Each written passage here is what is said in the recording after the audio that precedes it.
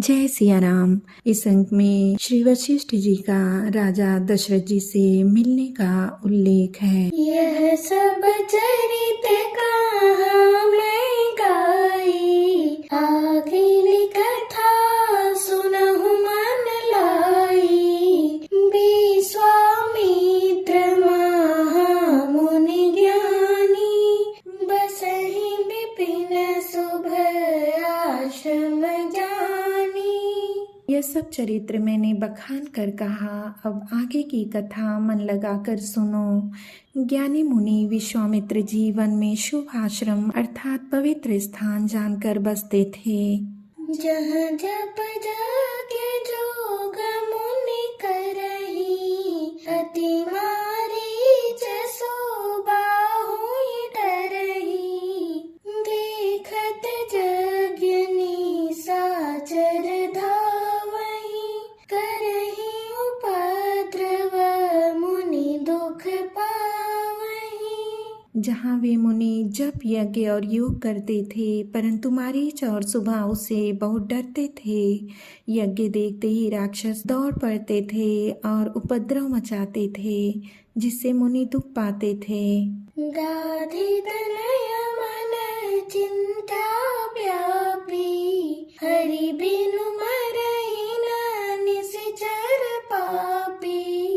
तब मुनि बर मन कीन्ह विचारा, प्रभु अवतरे हरन मही भारा। गादी के पुत्र विश्वामित्र जी के मन में चिंता छा गई कि ये पापी राक्षस भगवान के बिना न मरेंगे। तब श्रेष्ठ मुनि ने मन में विचार किया कि प्रभु ने पृथ्वी का भार हरने के लिए अवतार लिया है। एहू मिस देखऊं पद जाई, करि बिनती आनो दो भाई। ज्ञान विराग सकल गुण अयना, सो प्रभु में देखब भरि नयना। इसी बहाने जाकर मैं इनके चरणों का दर्शन करूं और विनती करके दोनों भाइयों को ले आऊं, जो ज्ञान वैराग्य और सब गुणों के धाम हैं। उन प्रभु को मैं नेत्र भर कर देखूंगा। बहुविधि करत मनोरथ, जात लागी नहीं बार। करिमचन सर उजल, गए भूप दरबार। बहुत प्रकार से मनोरथ करते हुए जाने में देर नहीं लगी। सरयू जी के जल में स्नान करके वे राजा के दरवाजे पर पहुँचे। मुनि आगमन सुना जब राजा, मिलन गयउ लय विप्र समाजा। करि दंडवत मुनि सन्मानी, निज आसन बैठारे नियानी। राजा ने जब मुनि का आना सुना, तब वे ब्राह्मणों के समाज को साथ लेकर मिलने गए और दंडवत करके मुनि का सम्मान करते हुए उन्हें लाकर अपने आसन पर बैठाया। चरण पखारि कीन्ही अति पूजा, मौसम आजो धन्य नहीं दूजा। विविध भांति भोजन करवावा, मुनि बर हृदय हर्ष अति पावा। चरणों को धोकर बहुत पूजा की और कहा, मेरे समान धन्य आज दूसरा कोई नहीं है। फिर अनेक प्रकार के भोजन करवाए, जिससे श्रेष्ठ मुनि ने अपने हृदय में बहुत ही हर्ष प्राप्त किया। पुनि चरणनि मेले सुत चारी, राम देखि मुनि देह बिसारी।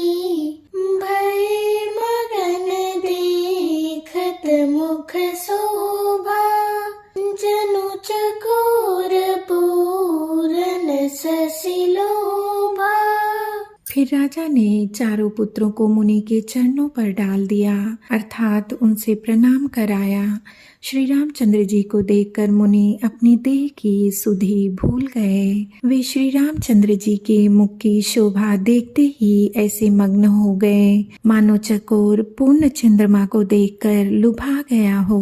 तब मन हर्षि बचन कहराओ, मुनि यस कृपा न कीन्हु काऊ, केहि कारण आगमन तुम्हारा, कहु सो करत न लावऊं बारा। तब राजा ने मन में हर्षित होकर ये वचन कहे, हे मुनि, इस प्रकार की कृपा आपने कभी नहीं की। आज किस कारण से आपका शुभागमन हुआ, कहीं मैं उसे पूरा करने में देर नहीं लगाऊंगा। असुर समूह सतावहि मोहि, मैं जाचन आयऊं नृप तोहि, अनुज समेत देहु रघुनाथा, निशिचर बध में हो बसनाथा। मुनि ने कहा, हे राजन, राक्षसों के समूह मुझे बहुत सताते हैं, इसीलिए मैं तुमसे कुछ मांगने आया हूँ। छोटे भाई सहित श्री रघुनाथ जी को मुझे दो, राक्षसों के मारे जाने पर मैं सुरक्षित हो जाऊंगा। देहु भूप मन हर्षित, तजहु मोह ज्ञान, धर्म सुजस प्रभु तुम्हारा को, इन्ह कहती कल्याण। हे राजन, प्रसन्न मन से इनको दो, मोह और अज्ञान को छोड़ दो। हे स्वामी, इससे तुमको धर्म और सुयश की प्राप्ति होगी और इनका परम कल्याण होगा। सुमिरा जाति प्रिय बानी, हृदय कंप मुख दुति कुमलानी, चौथे पन पायऊं सुतचारी, विप्र बचन नहीं कहूँ बिचारी। इस अत्यंत अप्रिय वाणी को सुनकर राजा का हृदय कांप उठा, उनके मुख की कांति फीकी पड़ गई। उन्होंने कहा, हे ब्राह्मण, मैंने चौथे पन में 4 पुत्र पाए हैं, आपने विचार कर बात नहीं कही। मागहु भूमि धेनु धन कोसा, सरबस देऊ आजु सहरोसा, देह प्राण ते प्रिय कछु नाहि, सुमुनि देऊ निमिष एक माहि। हे मुनि, आप पृथ्वी, गौ, धन और खजाना मांग लीजिए, मैं आज बड़े हर्ष के साथ अपना सर्वस्व दे दूंगा। देह और प्राण से अधिक प्यारा कुछ भी नहीं होता, मैं उसे भी एक पल में दे दूंगा। सब सुत प्रिय मोहि प्राण की नाई, राम देत नहीं बनई गोसाई, कहनि सिचर अति घोर कठोरा, कह सुंदर सुत परम किशोरा। सभी पुत्र मुझे प्राणों के समान प्यारे हैं, उनमें भी हे प्रभु, राम को तो किसी प्रकार भी देते नहीं बनता। कहाँ अत्यंत डरावने और क्रूर राक्षस और कहाँ परम किशोर अवस्था के बिल्कुल सुकुमार मेरे सुंदर पुत्र। सुनि नृप गिरा प्रेम रस सानी, हृदय हर्ष माना मुनि ज्ञानी, तब वसिष्ठ बहु विधि समुझावा, नृप संदेह नास कहाँ पावा। प्रेम रस में सनी हुई राजा की वाणी सुनकर ज्ञानी मुनि विश्वामित्र ने हृदय में बड़ा हर्ष माना।